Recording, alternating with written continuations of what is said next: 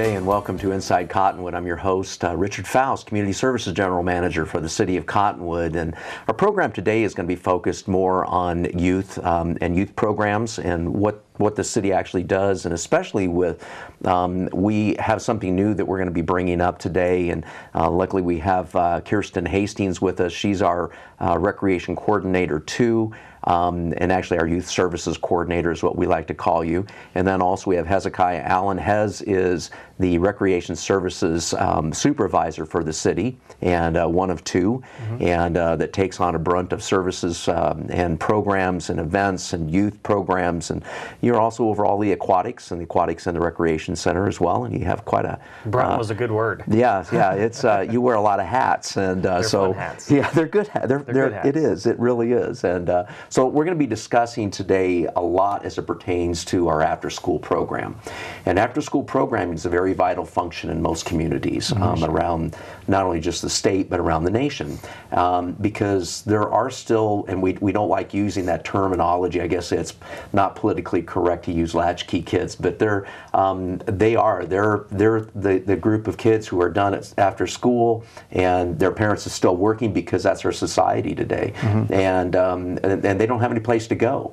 And so a lot of times, especially from first grade through 8th grade, either school districts or whomever or the city will try to work together to try to impact the community with some sort of a program or an event. And this is something we're going to get into today, and so I'm really pleased to have Kirsten and Hez with us, because we can talk about this dynamic and how it's affecting our community, and especially what we're seeing right now, because our program is exceeding its boundaries at this point, and we're headed to a new future. So it's really kind of fun.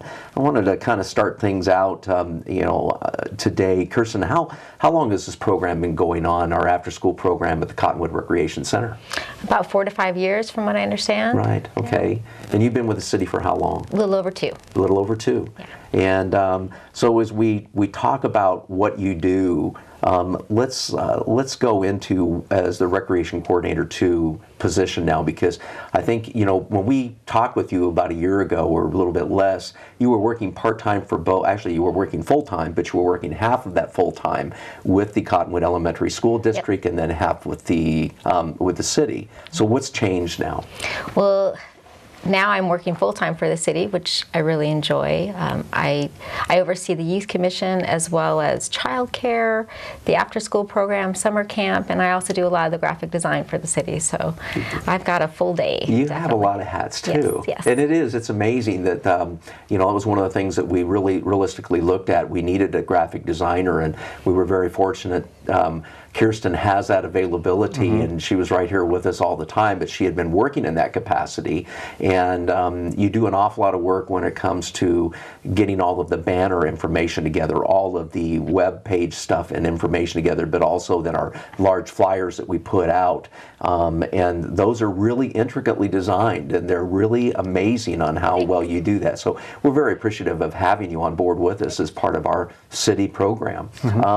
What else, as we look at, you do graphics design, City of Cottonwood Youth Commission. The Youth Commission, tell us a little bit about the commission first before we get into after-school programming. Well, it's a group of young kids, middle schoolers and high schoolers, and they work together to try to make changes, positive changes within our community, what they'd like to see. And we work with City Council along with to try to make those things happen. Back that up a bit. Yeah, I know that you... We've worked a long time with the Youth Commission now, and it's so exciting. Kirsten and I, especially this past year, our first meeting this year, we actually sat down with the Youth Commissioners of this year, and the first thing we did is we called up the last year's seniors who were spending their first week in college to say, how's it going? This is Youth Commission. Actually, Kirsten first called them and said, you're late for your meeting. Where are you? Oh my goodness. Right. And they then probably freaked for a second. They did. Oh. Which was the point. And so then after, I'm in a different state. What are you bothering for? Exactly. You still have my number. And so it was nice because that interaction between the past members and the current members, and then those members that seniors that are looking to go to college of next year, we got to ask those questions like, well, what's it like moving into the dorm for the first time? What's your roommate like? Where are you at? Is there any tips you can give our current seniors right now for when they look to, because that's what it's all about, is fostering tomorrow's leaders with the Youth Commission. I mean, it's priceless. Well, it is. And I think that that's kind of the same thing we're doing even with our after-school program, is giving them something to do that has value. Right, for sure. You know, and moving through as our society and the norms of our society, and then growing with our society and being a part of that. So, applications are due September 12th. For the Youth Commission for this year.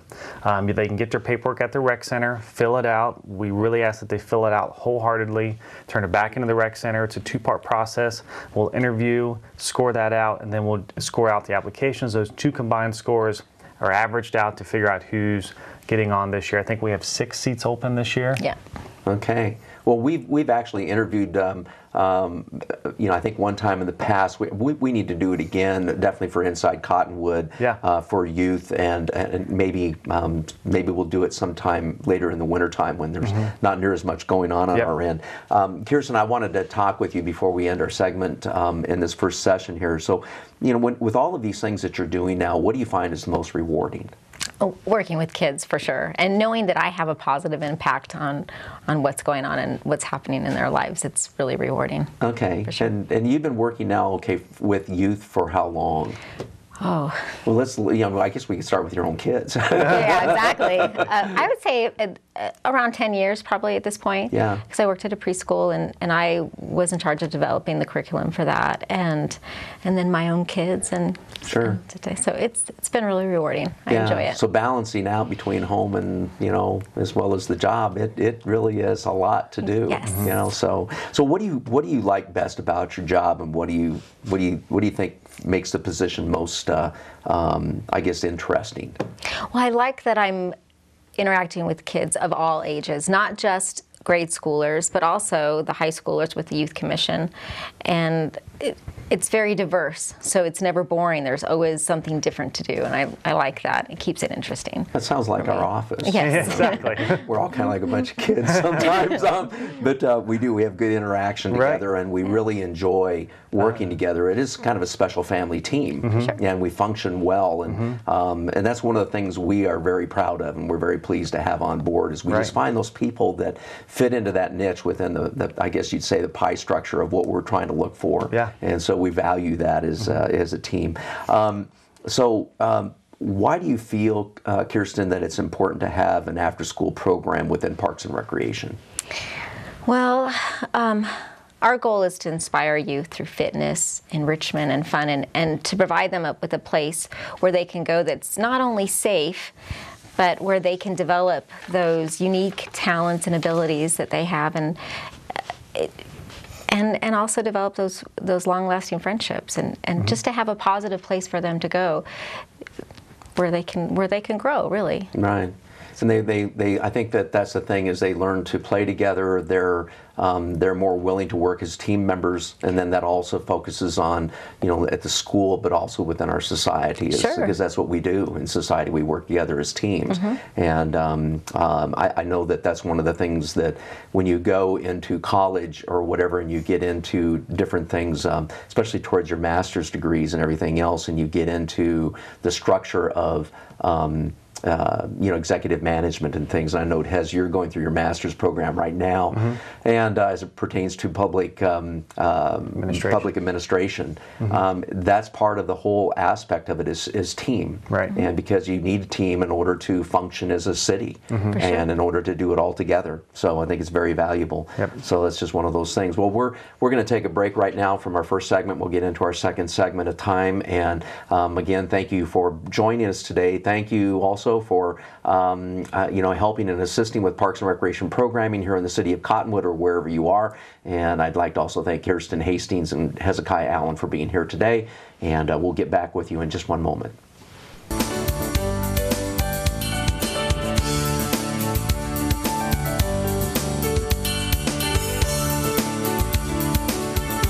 Orkin has pest control down to a science. When your business chooses Orkin's Precision Protection Program, you get a tailored pest control program for your specific industry and environment. Your business can benefit from over a century of experience, training, and scientific knowledge that define the Orkin man.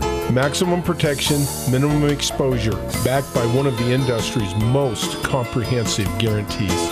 Choose your locally owned and operated Northern Arizona Orkin and get more than an exterminator. Get an expert. Right, mi cariño. So like I said, everything I learned about cooking, I learned from Grandma's empanadas. Shall we go again? Yep. Mix the beef with the onions with the peppers with the paprika with the garlic with the oregano with the cumin. Got it? Got it. Throw on the olives, stir, season, stir again, pour out the flour, roll out the dough, make a circle, drop in a fistful of filling, fold over, press down, and ta-da! Most parenting is hard to do in just 2 minutes. But 2 minutes twice a day making sure they brush is easier, and it could help save them from a lifetime of tooth pain.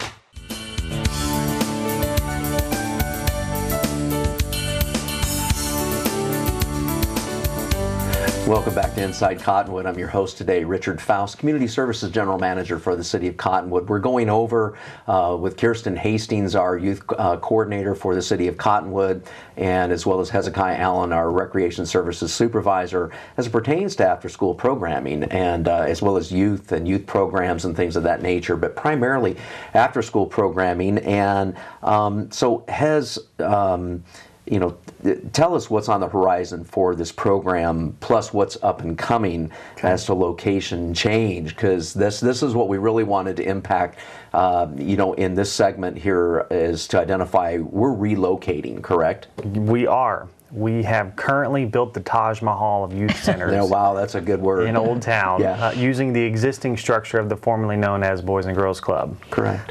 We put a lot of hard work, blood, sweat, and tears in there. Kirsten has actually gotten dirty hands from being in that facility a couple times.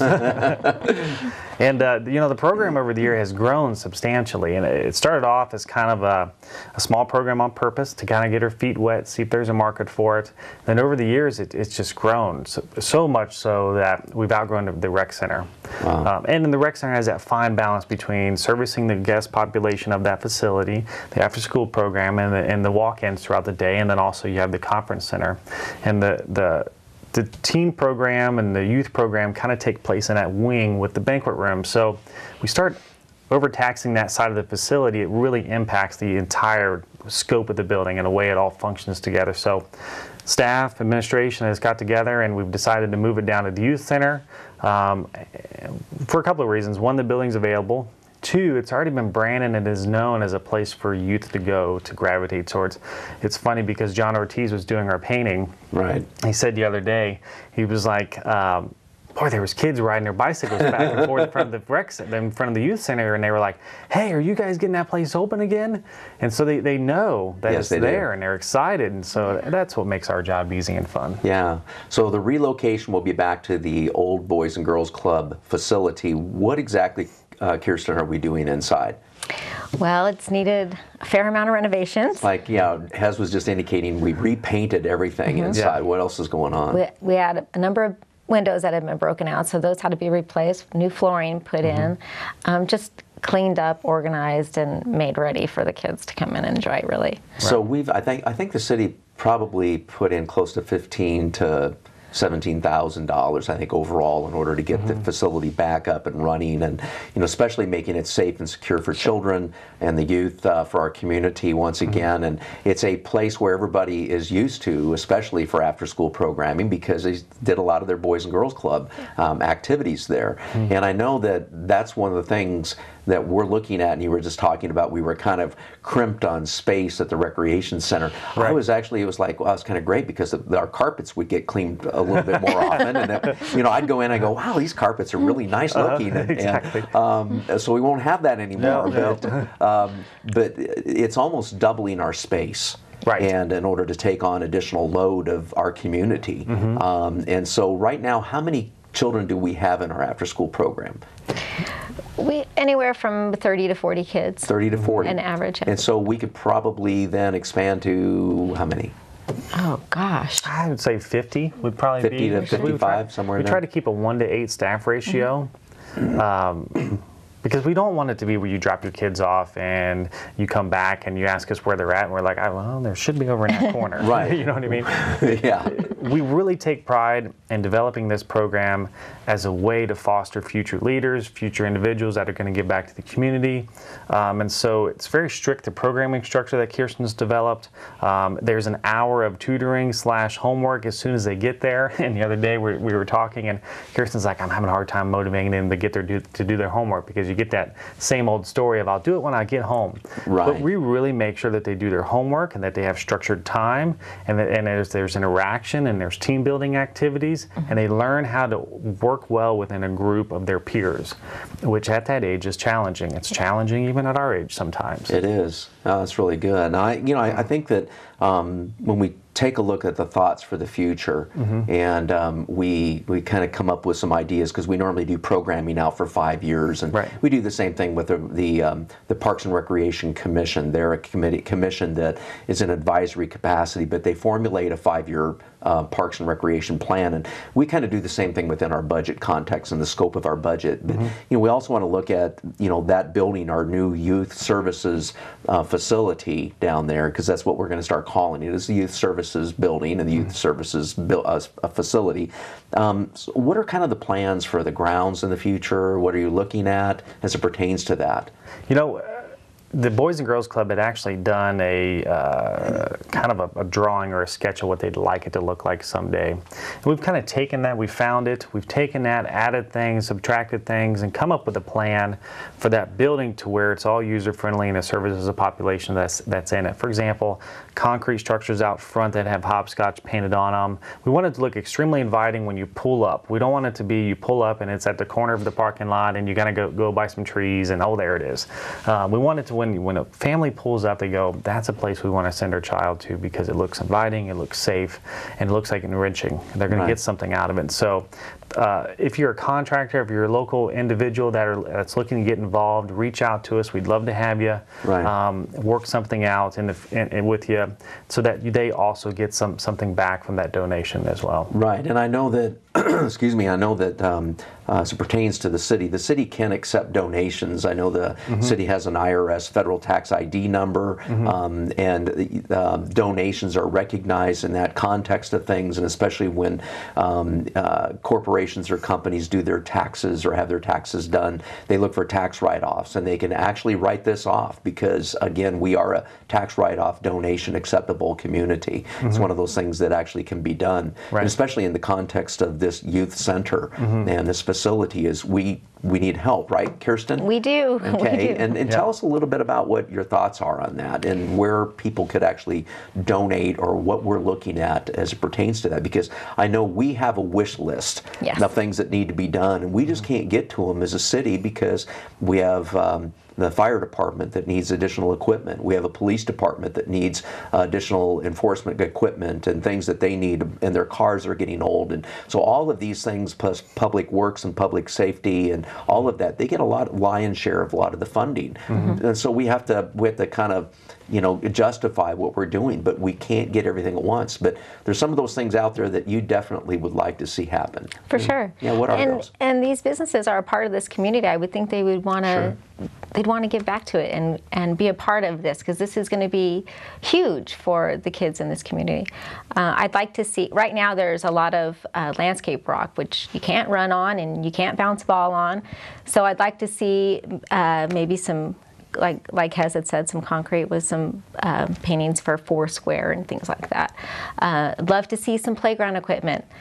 That would be huge. Right now, the outside isn't as kid friendly as I'd like to see it, and so we're working towards making that happen. So. Well, and just for an example for out there in the community, if people are interested, or if they have their own company or their corporation and they are looking for tax write-offs, I know that we struck out in the aspect of going into the community, finding individuals that would help and assist with the construction phase back in 2004 4, 5, and 6 of the youth ball fields, and for Little League to utilize and the tournament programs to utilize and things of that nature, there were 4 ball fields that were built, and there was over $425,000 of both in-kind that was donated for that within our community back in that day and age for the youth of our community in reality, because that's who they were. That was what it was built for. Right. And there was a lot of cash donations as well. And so, again, the city is able to obtain that and then write letters that, give the information back that can be utilized for, putting in with your taxes and with your accountant or whatever. So all of that, there's a lot that can be done. Right. So we just wanted to make sure we got that out. So I know, before we break again, I know that with the two of you, there's going to be a lot of questions on, okay, the program is no longer housed at the Parks and or at the Recreation Center. Right. Recreation Center was the place. The kids were just always dropped off there and things like that. But things are going to change, and so now that the program is no longer housed there, will the kids still be able to swim in both indoor and outdoor pool? Give us a little bit of information on that. Well, we have that wash right directly behind. Yeah, they're going to bathe in that. Actually, I was hoping to implement what's called Wet Wednesdays, where the kids would still come to the rec center on Wednesdays, because that's an early release day, and they'd be able to swim and also use the different amenities such as the rock wall and the game room. So they still have the benefit of the rec center. So they'll be still going up there and they'll be Yeah. having fun. So we have that availability and that opportunity as well. And we'll probably see how things interact a little bit more and change next year as we move towards summer and what can happen for them to even be at the outdoor pool a little bit more or whatever. So that'll be something we do. Well, we're going to take another break here as our second segment ends. I want to thank you for being with us here, and join us here in just a moment. Thank you for being here on Inside Cottonwood. I'm your host today, Richard Faust, Community Services General Manager for the City of Cottonwood.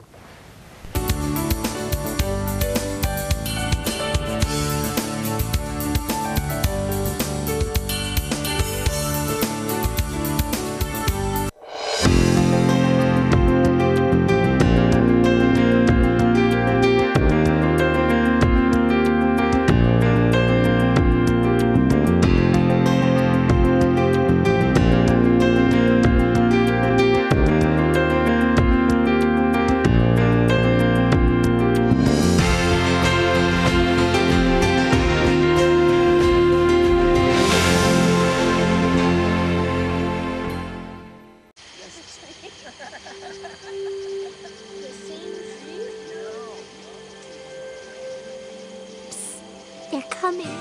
Places, everybody. Light check. 1, 2, 1, 2. Everything looks good on our end. And lights. Come alive with the forest. Visit discovertheforest.org to find a forest near you.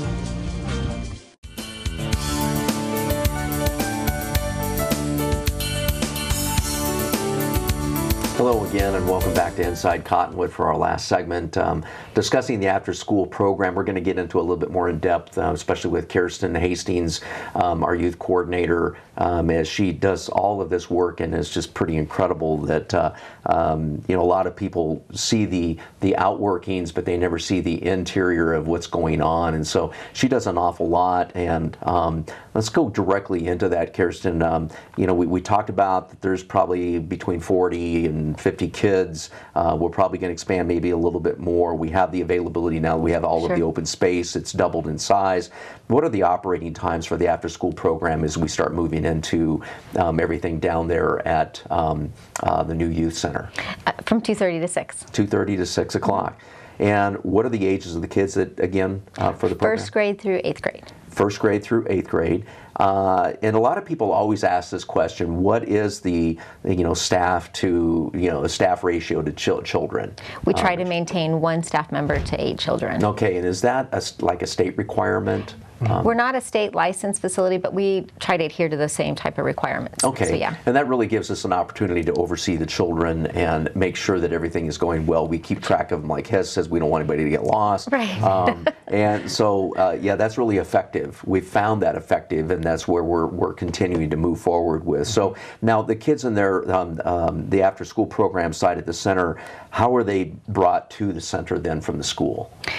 We pick up the kids from both CES and CMS, which is the Cottonwood Elementary School and the middle school, and kids from Daniel Bright and Mountain View Prep are bused in. So we pick them up from the bus stop and bring them into the rec center. We also have a group of kids that come from the Verde Valley Montessori School.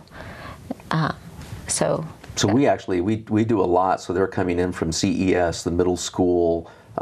We don't have as many middle schoolers, but we do have some. Yeah, we do. And then Mountain View Prep, Dr. Daniel Bright, and you're working on? I'd like to see the ability to transport some kids from the Clark Del Jerome School. Okay. Also, Desert Star in Cornville, as well as St. Joseph's. Okay. So we're trying to work with some of the, with the administrators there to make that happen. That'd be great, broadening the scope of that. It'll help the parents out, provide them with the ability to. And what's the cost? It's there are different price breaks. It's $140 for a month.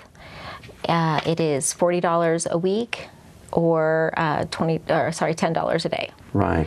And there is a discount also for siblings of 15%. There we go. Okay. Yeah. So that's really, I think that when we took a look at a lot of programs out there at different other communities or whatever, or even here in the community, this one's very viable, and it's a lot cheaper in reality. So that's kind of neat. So about the days when the schools have early release or are closed, that question usually always comes up also. What's there to do for my kids? Well, we're open. We coordinate with the district and their calendar to be available for early release days, half days, and also holidays. Parent-teacher conference days when they're closed, or a teacher in service. We're available, and we have planned agendas and programs for those times. And we feed them too. And we feed them. What are the snacks that you provide? Because I know we do healthy snacks.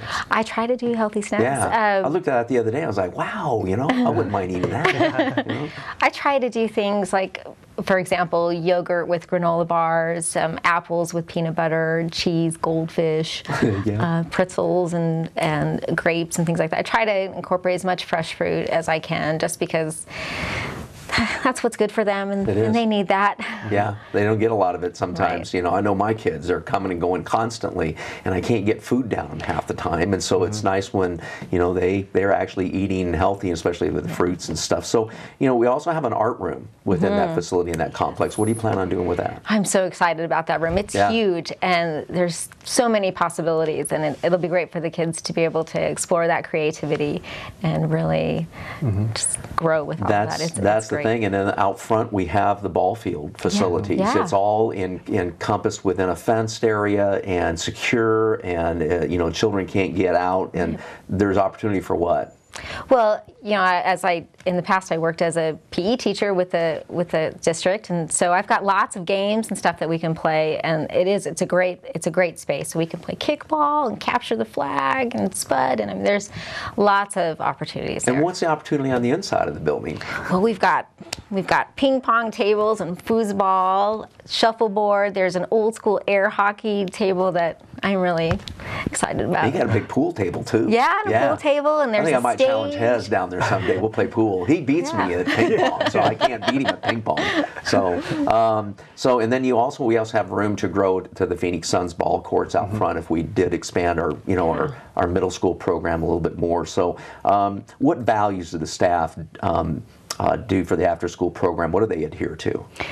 Well, we try to make sure we have open communication and effective communication between the staff and the parents and also the kids, and just to create a place for them that's safe and fun, where they can grow and learn. Sure. Well, and I think that's it. It's the main thing is safe and secure and fun, enjoyable for the kids, something that they can bring home to the parents and say, hey, I did this, today after school as well. This is what I did in school, and this is what I did in after school. Right. And so, I think that they get excited about things like that. But I wanted to thank you. I'm so pleased that we have the opportunity to expand this program, and it's going to be really a viable entity within our programming and our opportunities for the youth of our community, as well as for the school districts. And they'll be working directly with us. So I wanted to close on that. I wanted to thank you, Kirsten, once again. Thank you for being with us, Hez. Always, thank you very much. And I'll challenge you to a game of pool. All right. And we'll see how that goes. Okay. I'm not a pool shark, but it's kind of fun. But I just want to thank you again for joining us for Inside Cottonwood. Once again, I'm your host, Richard Faust, Community Services General Manager for the City of Cottonwood. Have a great day.